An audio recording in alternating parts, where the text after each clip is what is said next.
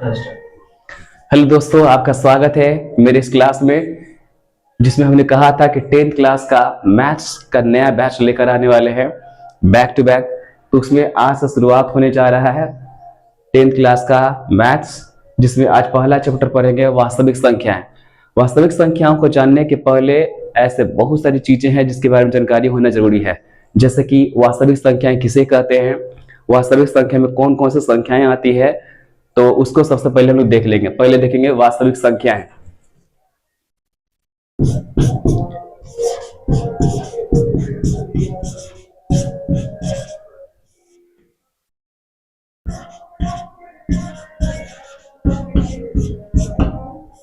वास्तविक संख्याएं इस तरह से। तो वास्तविक संख्याओं के बारे में कहा जाता है कि जिन संख्याओं का जिन संख्याओं का जिन संख्याओं का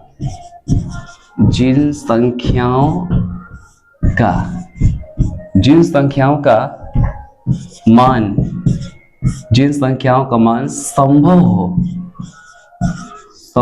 हो या होता है तो उसे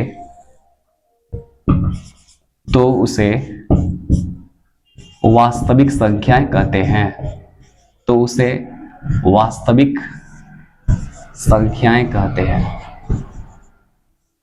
वास्तविक संख्याएं कहते हैं। वास्तविक संख्याएं कहते हैं। तो जैसा कि आपने देखा कि वास्तविक संख्याएं कहते किसे हैं, तो जिन संख्याओं का मान संभव होता है। संभव होने का मतलब क्या, उसका पॉसिबल है कि हाँ ये किसी न किसी संख्या में जाएगा, तो उसे क्या कहते हैं, वास्तविक संख्याएं कहते हैं।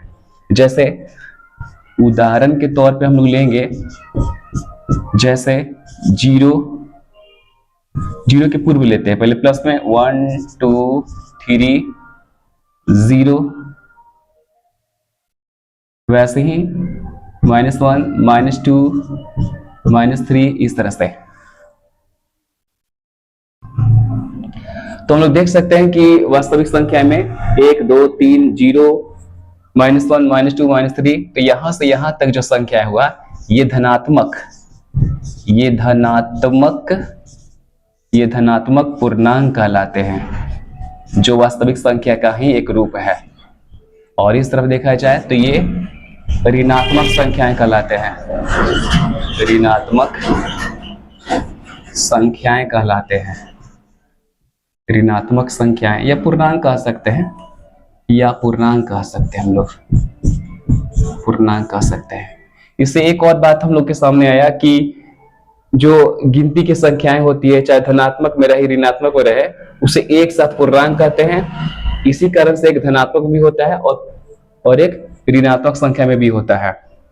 इसके और भी एग्जांपल्स देखा जाए तो इसके और एग्जांपल्स हो सकते हैं, ये भी हो सकता है 22/7 हो जाएगा। 22/7, 1/7, 2/5। तो इस तरह से ये जो संख्याएं हुआ, ये हो गया परिमेय संख्या। परिमेय संख्याएं।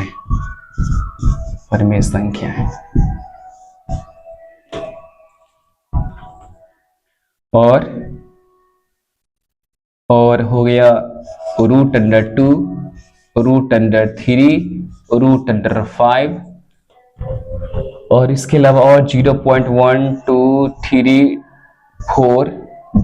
इस तरह से देखा जाए तो ये सब संख्याएं जो होती है वो अपरिमेय संख्याएं हो जाती है। अपरिमेय संख्याएं हो जाती है।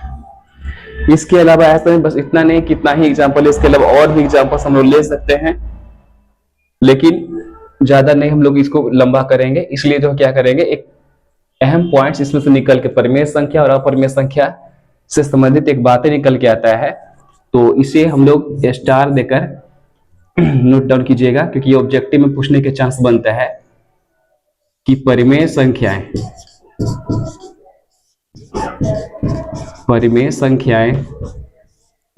प्लस अपरिमेय संख्याएं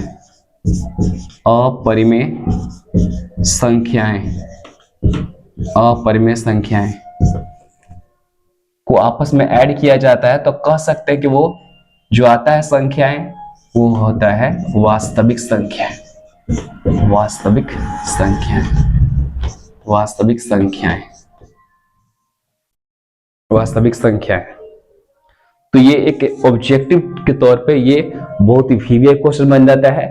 यानी कह सकते हैं कि पूर्णांक धनात्मक ऋणात्मक दोनों होता है, उसमें परिमेय संख्या जिसे पी बटा क्यू के रूप में आगे पढ़ेंगे, और यहाँ पर जो है अपरिमेय संख्या आप देख सकते हैं, ये जितने भी एग्जाम्पल्स जो दिखाई दे रहे हैं सब के सब क्या है, अपरिमेय संख्या के उदाहरण है। तो परिमेय संख्या और अपरिमेय संख्या को जोड़ते हैं तो वास्तविक संख्याएं आती है। इस तरह से क्या आती है, तो वास्तविक संख्याएं आती है। अब मिला के देखा जाए तो इसके बाद इस लेसन में इससे संबंधित क्या बातें हो सकती है, तो इसमें है क्या कि इस लेसन में यूक्लिड विभाजन एल्गोरिथ्म की सहायता से मौसा निकालने का बात आता है। तो वो निकलता कैसे है, इसके पहले 8वां 9वां क्लास में हम लोग पढ़े हैं कि मौसा निकालने की दो विधियां होती है, जिसमें से एक आता है आपका भाग विधि, दूसरा गुणनखंड विधि। लेकिन उसमें से तीसरा जो विधि है आज 10th क्लास में पढ़ेंगे, जिसे कहते हैं यूक्लिड विभाजन एल्गोरिथ्म। इस विधि से मौसा निकालने के लिए सीखेंगे। तो इसके बारे में इतना जानकारी लेने के बाद आगे चलेंगे तो इसके वीवीआई क्वेश्चन जो ऑब्जेक्टिव का होगा मिलेगा इसके दूसरे पार्ट में। तो तब तक के लिए गुड बाय।